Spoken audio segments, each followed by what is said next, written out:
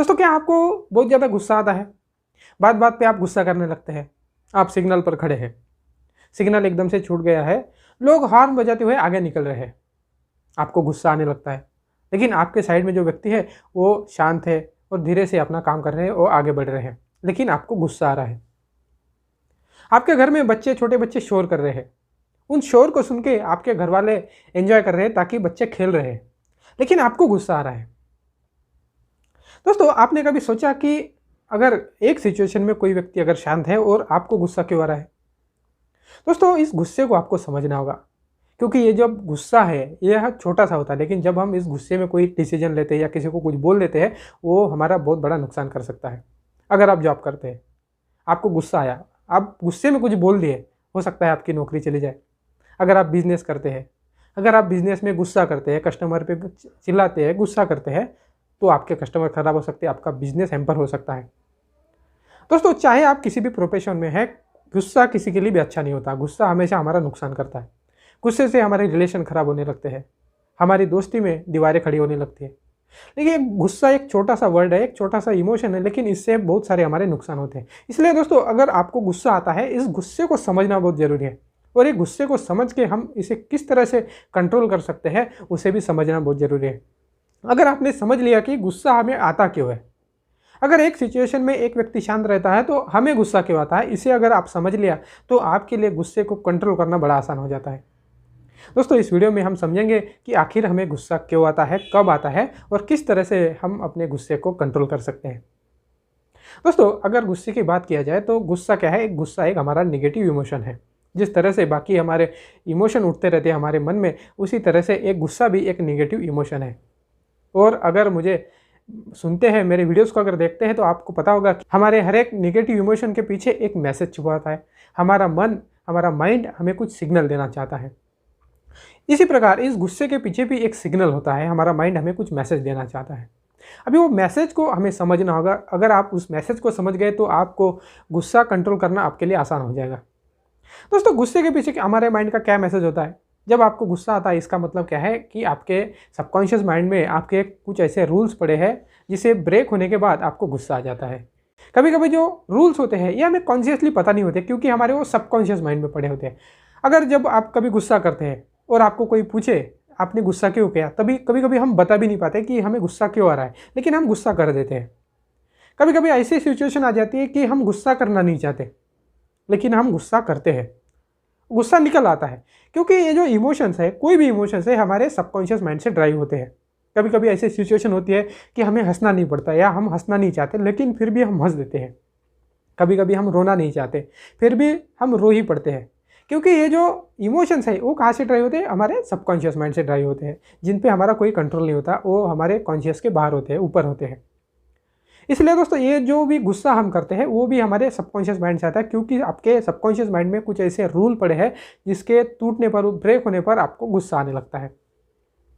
For example, आपको कोई overtake करके आगे निकल गया, आपको एकदम से गुस्सा आ जाता है। सड़क पर किसी ने कचरा डाल दिया आपके सामने, आपको गुस्सा आने लगता है। अब इस दोनों एग्जाम्पल में देखिएगा कि जो कट मार के आपको ओवरटेक करके चला गया, ना वो आपका दुश्मन है और ना उसने आपको चोट पहुंचाई है, वो आपको कट मार के आपके नज़दीक से निकल गया। और जो सड़क पे जिसने कचरा फेंका, ना वो आपका दुश्मन है और ना वो सड़क आपकी है। इन दोनों सिचुएशन में आपको गुस्सा आए ऐसा कुछ नहीं है। ना वो सड़क आपकी है, ना उस व्यक्ति ने जो आपको ओवरटेक करके चला गया उसने आपका नुकसान किया है, फिर भी आपको गुस्सा आया।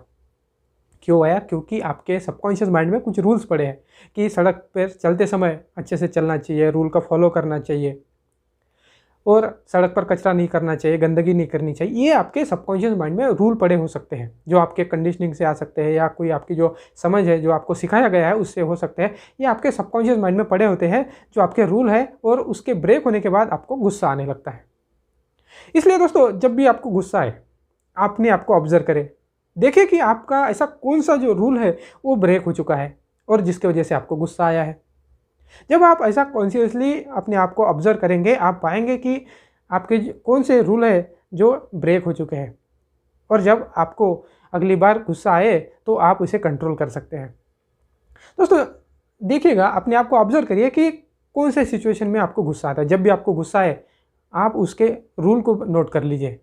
जब आप अपने सारे गुस्से के जो रीजन्स है, जो रूल्स है, अगर आप नोट करेंगे तो आपके लिए उस गुस्से को, ऐसे सिचुएशन में आपके गुस्से को कंट्रोल करना आपको आसान हो जाएगा, क्योंकि आपने आपके जो रूल्स को आइडेंटिफाई कर लिया है। अभी उस पर काम करना, उसको कंट्रोल करना आपके लिए आसान हो जाएगा। जब भी आपको गुस्सा है, अपने आप को ऑब्जर्व करें, कौन सा आपका रूल ब्रेक हुआ उसके बारे में सोचिए, उसको नोट करिए और कॉन्शियसली उस पर काम करिए, ताकि आपको अगली बार उस सिचुएशन में गुस्सा ना आए।